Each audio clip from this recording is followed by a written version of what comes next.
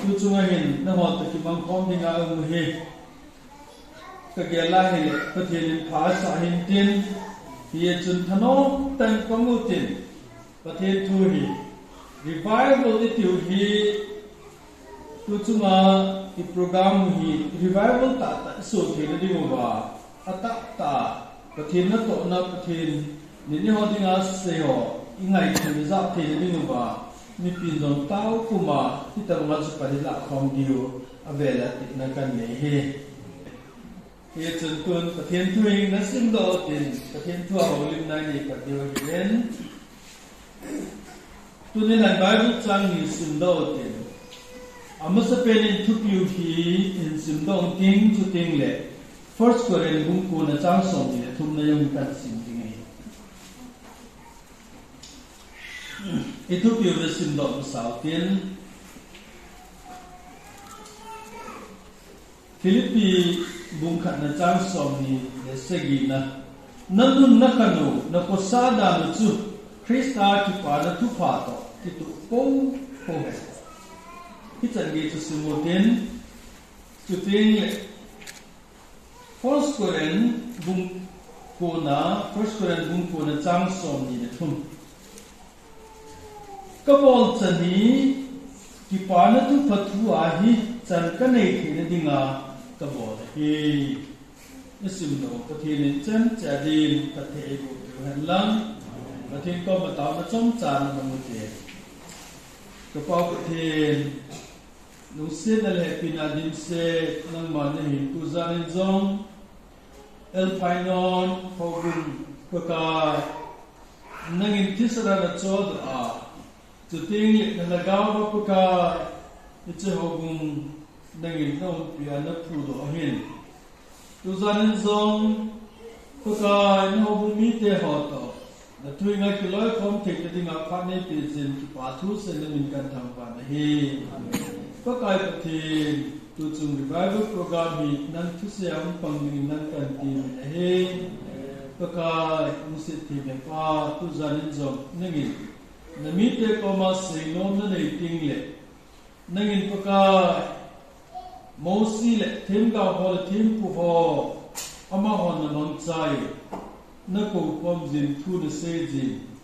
tu chunga jong pa ka bu mi te ho nang ma mai cham nang ma ho bu sungan be na hin nangin na se no ho chu ka phun do thi na nangin hat lo pe na san pe ni jong na cross the ball thi na li a nei se la na mi te la nangin na de chu ka se do thi na nangin na pan hu na ngai chai tu za na panin ta gao thing pan hu de u pi na chu nei din pi a na mi te la thu se dingin ko kai Yesu Krista mi na ka tao he amen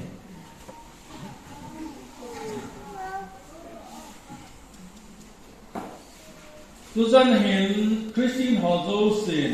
Pathen cha ti tao din mi zo se ho bu mi ting ai cha no revival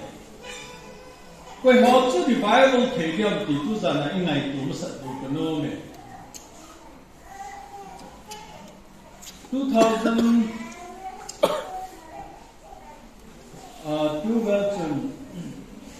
Calcutta All India Pastor Conference a Kagazao na Wells Gamakuna hung Wells revival in Anapo Ichilaya Amazon Neucha na hinalai di asay babale Chipatu Amazon resource person la hung kami class hung ki hobby chi class atuni day chu kitik mak din ngai ke chun pastor and revival ki class tik mak ka bolin cha chun ke ga zaw na chun hechi worlds gama hung pa chun ama ho gama revival hung tu to say kamai nom le zingen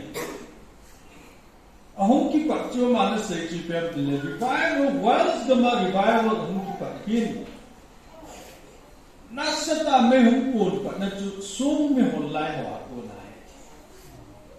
sum me hol lai ho chu le no ya cheu ba sum me hol lai na ba he Pathen tu chu minan ngai no paran sei pa ta chỉ đi khô chung cái đắng tại thì thấy đi ngao mù hết chỉ lấy của lại nào xuống hoặc là nào chú lấy sự không chỉ mình ai và mình cái đắng tạ chút anh nín khăn đi ở hòa mình quay mà trả thì lâu về miจะขับเวจูที่จะเลยกว่าตัวจะมุ่งได้เอาว่าเจ้าเสียนิจมุลจุนฮาเลลูยาประเทศเราปีที่นั่นสัมเวชเจ้าอากิดันละที่จุเลย oh my god เฮนูเฮปาจะกาซิงเทดีลุงคำดาวเทดีที่เจ้ากูน่าหุ่นตัวหัวจุนประเทศเราปีนั่นจะเห็นฮาเลลูยาประเทศเราปีอติบินเล็กกว่าคนจุนหุ่นตัวเว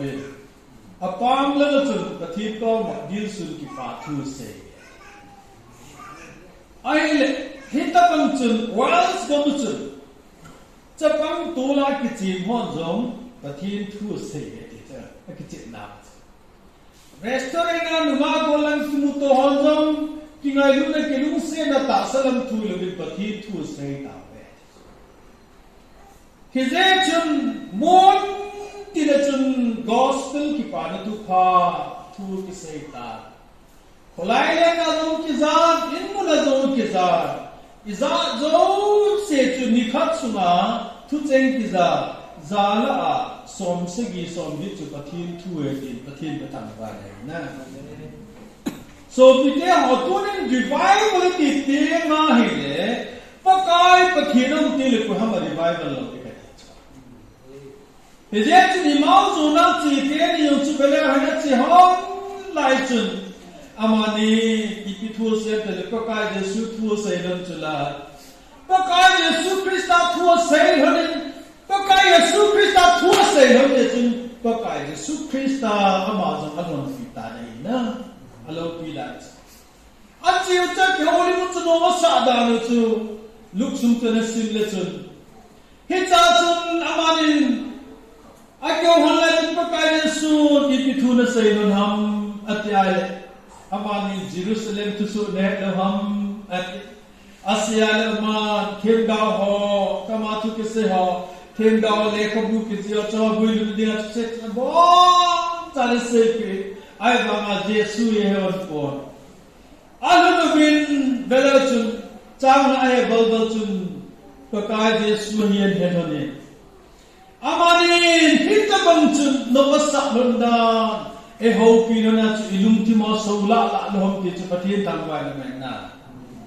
dunia masape peni revival umdinga gospel kiti ikam ti het na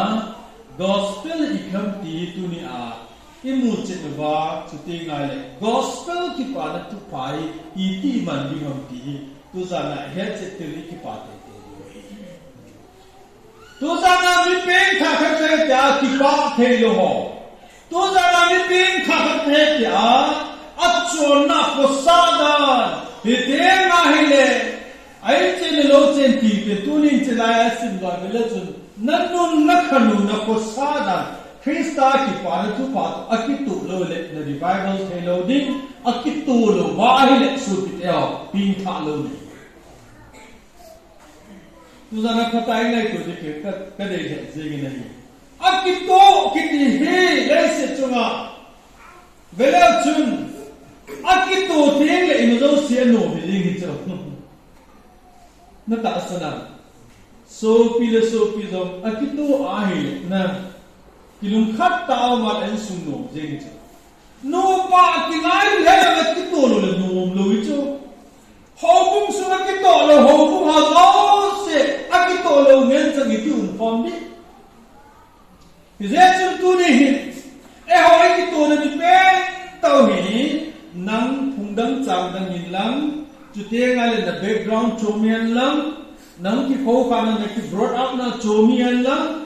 knowledge sai ta ta nen lam jingin lam kol lam thiem la hi long la chun so pite ho pathian cha te ikitun diu khat pe chi pem tle ilun ikani ko sau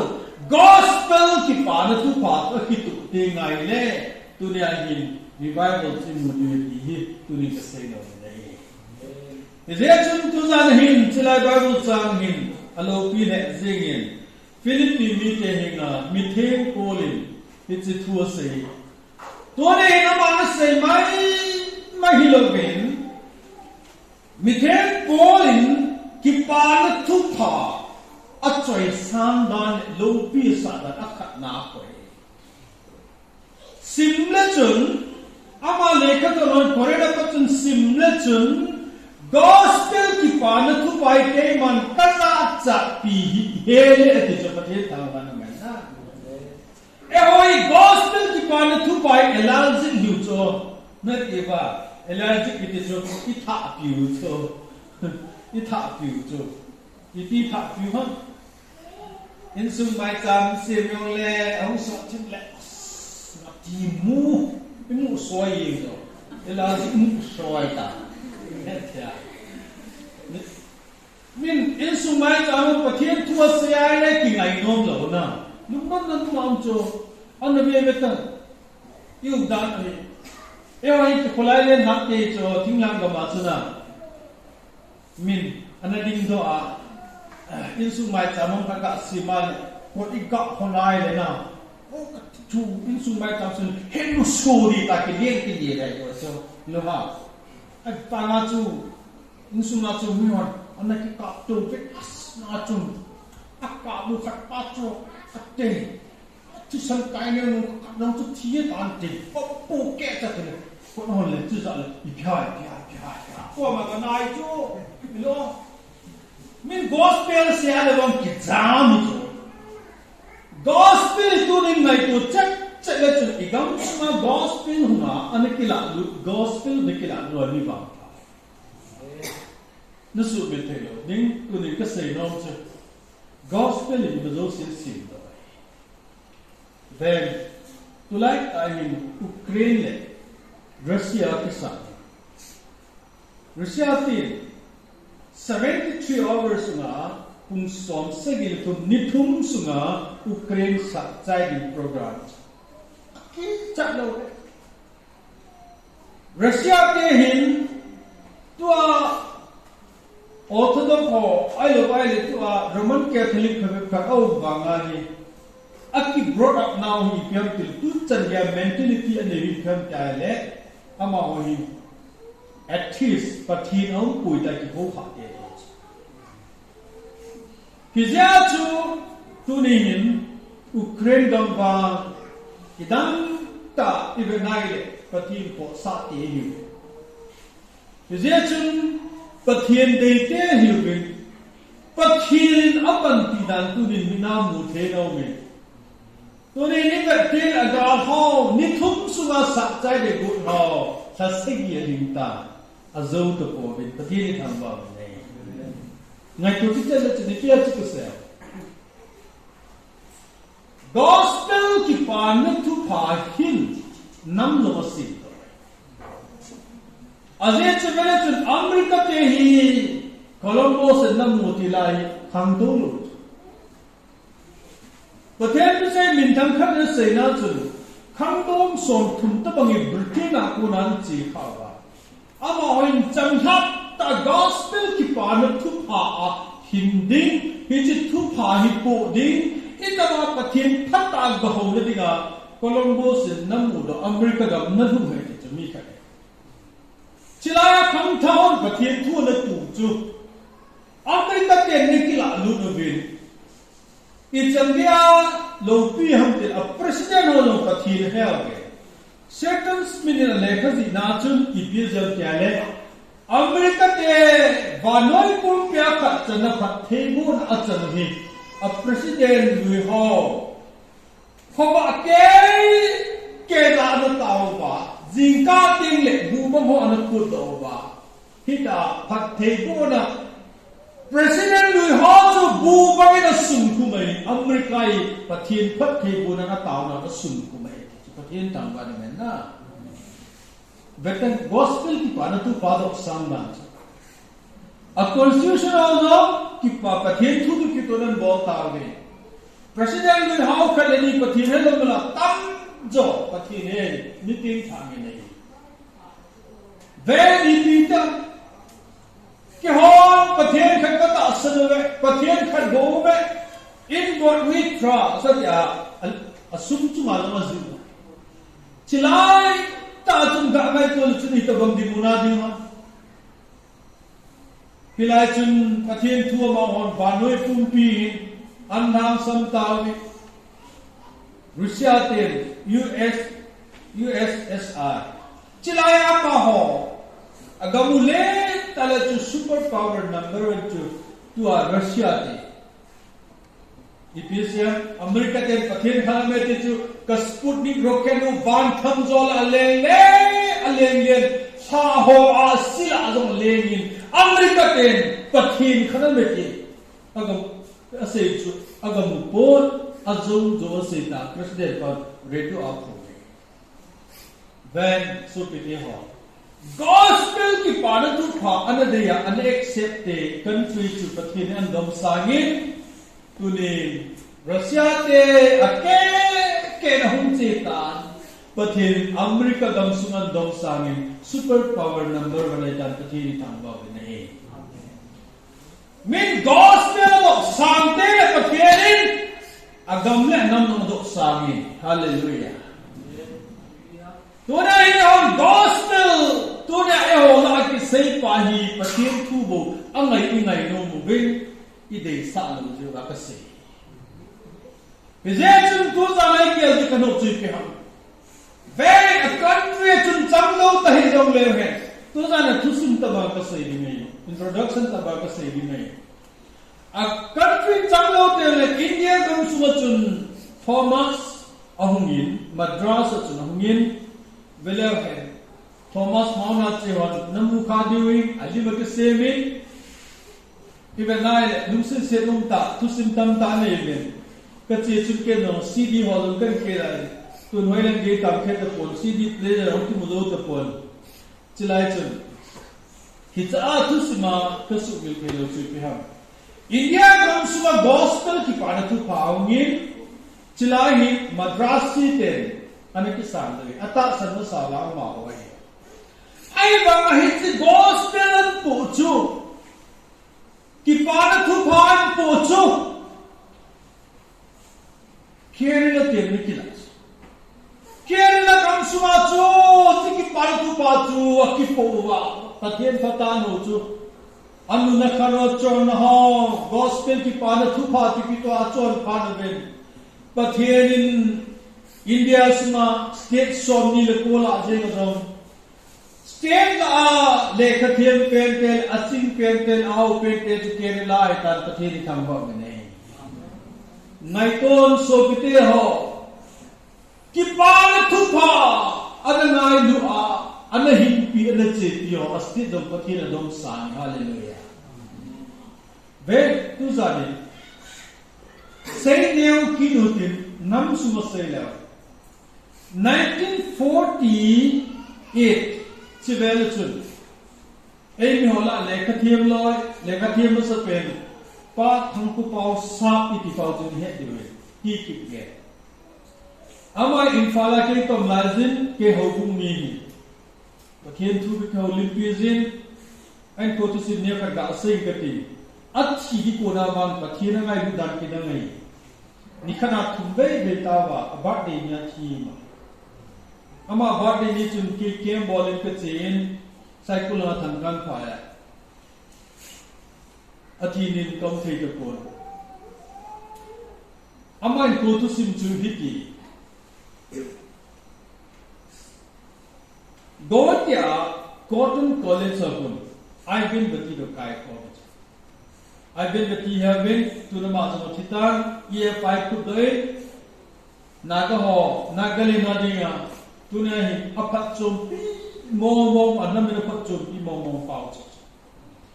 I had a telephone conversation on the Letkholen Chongloi Kang Nai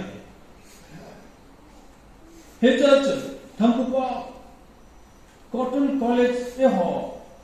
Hichi hostel I ma elect you to the headline down. Aman yes headline Kachin pa the line to Pa Thampupa to head you hin Goan chief secretary the chain Manipur mo khanga chu Khila de ya bo the chu Chief Minister pa noi ta am to le ka thi yu chu เวนอีพีจิตาเกณฑ์มันเท็กซ์ไอ้คนนี้ก็ตีอาจจะเข้าลิมมาที่ใจมันพักจนจนลำเสเลยไอ้คนที่สุดลำเสยอะไรเหรอไอ้เป็นปฏิโตคลาสวิกเนี่ยทีนี้ไอ้เป็นปฏินี้พวกมันเดียอีกนั่นปฏินั่นเลยครับที่ได้ก็ดูก็แค่ลิมมันอัทุเสยก็ลุงที่มาเอาจ้ะเห็นเสยกันอามาเสยจ้ะวัดที่ก็มุจฉอิงแลนด์นักโอนบริเตนหอบริติชหออาหุ่นกันถ้าเกิดการหุ่นซีวิลคอลเลจจุนเลคเชอร์หุ่นบอลซีวิลเลคเชอร์ละลอยงสัตุมฮัลลีลอยงมินปาร์ตามาเตียงเล่มมีขัดเอาเงินมาจุมิชนารีเหตุใดก็ตูไว้ก็เทียนทุนสินัวกันเดียจอนันโคตุสิมทุสิทุสิมาเสยจุจอนันจุปฏิรสอลินนี่คุปยาตุเสยดิอาสอลายเตอร์ซิสลามาจามิ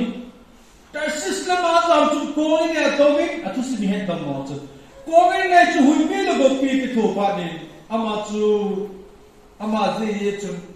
ฮิลายจุตุยลาเลลุตาวินับปีนอวัลลุมินนิทุมเลจาตุมโจวินจอนาจูอดุโดเอ็นนิบีคุปยาทุเสยดินัตสเลมปีติโดนายอินนุมตาวินอตัวหอยจุดกระตาเสนติลอยมินพิจิตรทุสิเมติลอยมินเกนุมกะเกียร์ปุยปาเตบิวตี้สเตตก็สัตต่อทุยงจูกัลุหามทิมินอามาเอ็มฮอตโตกะเกียร์ไล่นิทุมเลจาทุมจูงะออยสมาคุยที่หินเนี่ยกะเกียร์ไล่ตรงนี้ไทยเลยเลกที่โมดีมาจูเฮที่จูสัจจุจังจิโลจิสิมออะไรไบโอโลจิสิมอเนี่ยเฮกโซเกดินี่เฮตตะมาจูงะออยสมาเอซิจูจาอุจูมีติเทดมกะติที่พาทุกคนกันดีที่ทุสิไม่งะโอยสุงะมีนิทุไม่เนี่ย impossible อามาจังตาวตาก็ไม่ได้ตรงนี้ทั้งคู่เป่าคุกีกันดีไอ้เล่ไอ้ตัวสัตย์ไอ้เป็นบัดเดียดไอ้เล่ yes ก็ตัดสิสัตย์จอนายนับเอียบลินอธิษฐานอักเลดนะจอนายนับเอียบลินนิทุมเลจานทุมเจนนับปีจุจอนไว้สุมามินจอนักอลุโดเอ็นนับปีจุนนี่บีคุปยาทูเสยตัวเล็กตัดสิอีพีเดียจะนับตัดสินตัวไอ้เป็นบัตินพิเศษประเทศทั่วเห็นประเทศบอลมอลเลยโปเฮียจุกตัดสินประเทศทั่วที่สิพานินพิเศษเบนเฮจิตุโลใจจุนทั้งคู่เป่าคุกีนั่นนั่นมีเกี่ยวกับสิ่งนี้ไอ้เป็นวัตถุจะเป็นไอ้เป็นวัตถุนั่นนั่นมีเกี่ยวกับคดีเวทันตุเนี่ยก็เสียน้ำจุอินัมขัดเจงอาจง gospel ที่ป่านทุป่าประเทศทุป่าอนุตักสนุเจ้าตุเนี่ยนี่นักเตะสังอา politics อาจจะน้อยนั่นเอาอินเจนอาจจะน้อยนั่นเอาดังนู้นไม่ได้ตามรู้นะสุดที่เดียวเวทเจเลจุนนามาจงอิหาสัมตาตัวเองมันเขียนเอากินหัวดินเวลาเห็นหัวดุลลังกมาโคนิน1910นะเวลาจุน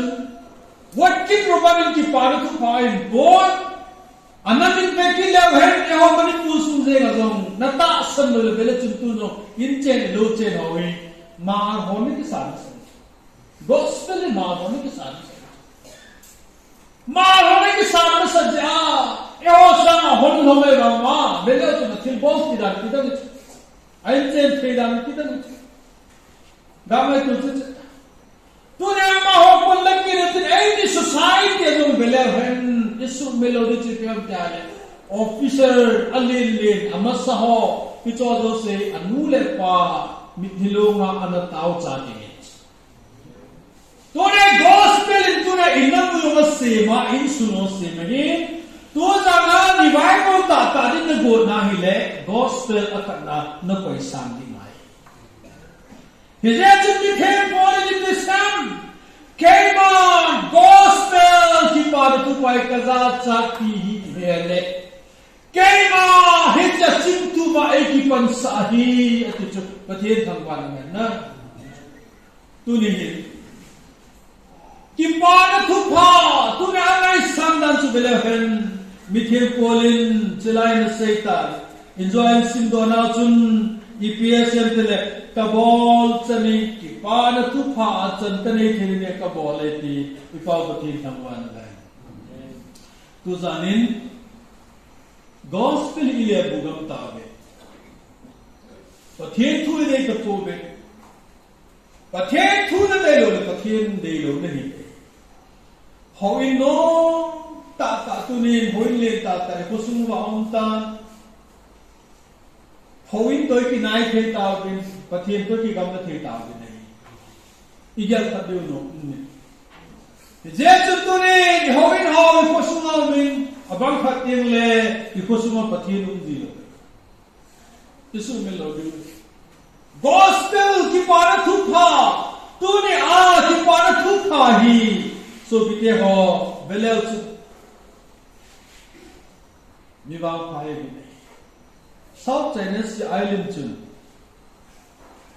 mi ho na se na chu hincha island na ho chu ning ho chu zom ta bang bang zom ta kilo the a hin dam yong zom ta kilo Alat da no zom to kilo Hinchi island sunga atam zo tuan zo ke ho Nicobol island sunga na India sunga zo ko bele chun akiu cham changa zo bom le nu zom to bang bang chok na lai Darwin theory a ko do na a support na chu ipiam tiale island sunga hita bang zong ta bang mi ta bang umoi ning zong na ku na hung ning ti ala do re chuko ku ning ti hijlai ta chun hij island na South China Sea island na mi ho chu chong ta thil ha ta bang om chan chu mi chan lo Hezi mi pa chun kunga zen ape gulit chu kunga sunga hin ahin dan dan ti khel vai mi jonga kuna soi ti chi ta he ki ai le amanu mulai missionary pa chamin ka eta ama ga che ki pa thu pa ga ni ki pa thu pa ga la samal ki dam tai hijlaya mi ho chun ki pa thu pa an juk ta ge Darwin theory ta hinte ki ho hinchi ama support ho chun observe at bol chu akum kit kumni kum thunga wa chu aga chi wa le hinchi mi te chu completely change sai kita ka satai tila chal jong ta ma ape ma tila ta ho chu che wa le chibai ne boltai ti chu kumni kum thunga wa ana wa kam ta we ti chu mi ho Tila sumia mula tha ni ni bola to ho chu ana welcome tawin hita bang chung kidang ta ki khel tai chu kidan dan hi chila chu ni pidita chu ni pa chun I pilo lom thu ne wa hita bang ki khel ham ne ja le hita ama ho hiti tui ko gam sunga uma leader pa hita lam kai pa chun kapung Piwati tui kon sunga omdo se kane kacha kadon changewa kahin now tele ka chomda kanun ka khano ei khen ni koi meda kon gospel ti tai Pathen tangwan na men na ti chu so pe de hilai chu revival ko tu ai hoi gospel ki padu tu pai ti ba ki padu tu pai kare ba ki padu tu pai he ki pa ki ये चिंतु जाने हैं नकुन नखन नको सादा कि पारथु फात कितु है अति सुचते हो कोई को मां तू नहीं किसे हम ती तू जानिन Pathen नम को मां से कितिनो मिथेन पोल फिलिपी मीते हो ही Pathen चा करी आ gospel की पारथु फाजाला जेसु ख्रिस्ट आयो के रक्षा थोदो की पास इकिसान वाले इचोंदानु इकंदानु इतेंगले इदे साहो इजा का हो जो se ki pa tu pa ki tu ti ma hi je chun tu za ni na thil bol ki pa tu pa ki tu ina etele na chon dan ho ki pa tu pa ki tu ina na nun ho ki pa tu pa ki tu ina na ko sa ho ki pa tu pa ki tu ina so pite akitu lo wa ahi le tu ni ki pa tu pa ta nei lo ni aza tho ni ki pa tu pa hi pite mula so pite ho tu ni jo la so tu la na jesu nei hinna no ki pa na tu gu chu chi tu gu ni ho chu bele chu ta sanan ko mu cinta ati chu so pite ho athu pi dan uko pun chila asin tu ve jang la chun kiem khabe ka bole upopu napin tha mo hina gatin mamboi pai tu sayan dang na chengina mi patai napin tha mo hina gatin anui se ipida ni do ham napin tha ai nan ti apin tha lo chu napin tha na mi ki le do ha ni he na he pai lam ama chu nui se wa ipida ni do ham ai pui la na sim thim bang pin tha da la chun la la ai ni lo sin sa ta a pin tha lo chun bang sin u ba la ka ti na la sim ka da sim khie le ka i pyong hoi la i na sim khie ka i pyong se ta ga ka se no me se ti mo evangelist ka la na la bla se ti mo evangelist pu ka se no me se ta la ka ti ne ka se ya me te ne lai na sim khie le jesu nei chu van noi to ki khen na chu pai na sim khie le anu sa cha ne thia lai ha va nei tu ha na sa lo ro jesu nei chu van noi to ki khen na ha ai chu sa le no ba ma na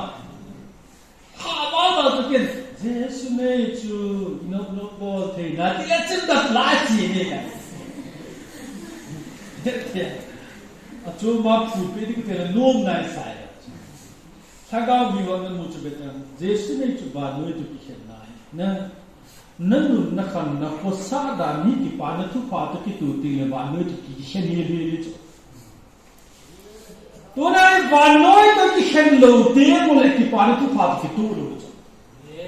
na chon na ki lo ba le ki pa na tu pa ki to lo gospel ki pa na tu pa ki to lo le chon sin je aba ya pe ai pau vocabulary a thu pi ta gin nei ta ka sa hi chon sin sabten sin a dia na veta me non pa ati je ne pita me te pisia no me te ke nai wa na pa ati jo pa ki ti minimum lo jo pa ku ni ko te le ke chai e hoi chon se ti bang so te ho meaningful mo jo i chon na si ti na jo gospel da ki to lo te a se chon se ta bol pa ken do na he thia tu zanin nanun na khan na ko sa dan ki pa na tu pa ki to ko he ka ti mi kat pa di wang cho hu pin tha pa ne ta pa thua se le ka thien thu du la ka se ne ten ko te ko ma thua se le ka thien thu tung la ka se ta de ka se ke ne ve tin so pe na ga chok tu long lo so na ai ko te an ya mai le ta de ka se pe ne nu yu ka ti se na ya nan so pa na ta sa le cucu papier tahi kaki kita mengatur ni na johong long sipon tu ni Indonesia besar dan no di mana tu pada kita tu ni tu hamba di Bible lah di kita na no kolai tu di mana tu ni tu tu nai hoi nai lekian moi no tu bangi po do te le humpi tu bangi tu nai cak dia tam tai anu pa sunga si kha cham lu to anu pa anu lo te ti la chun pai chin hanu men chang su mi the pol ke hu hi lam ke hu hi zong len ta mi ta nu hi chọn họ chú gospel cái phản thu phản cái tu hay là ý chân Pathen cha thì họ tu ra nên cái quan điều hen tu chú ngay cái phản thu phản hết chết rồi bà cái phản thu phản in video cái nom đại dễ nghe ý chân revival ta này thế này nghe nó chọn là họ này là họ nó sự của ngay thì tu ra nên trong cha tu chú mà đi ngà introduction các mga Pathen thu say na họ anh em ai vào si Pathen na bon cha din Pathen của tao hen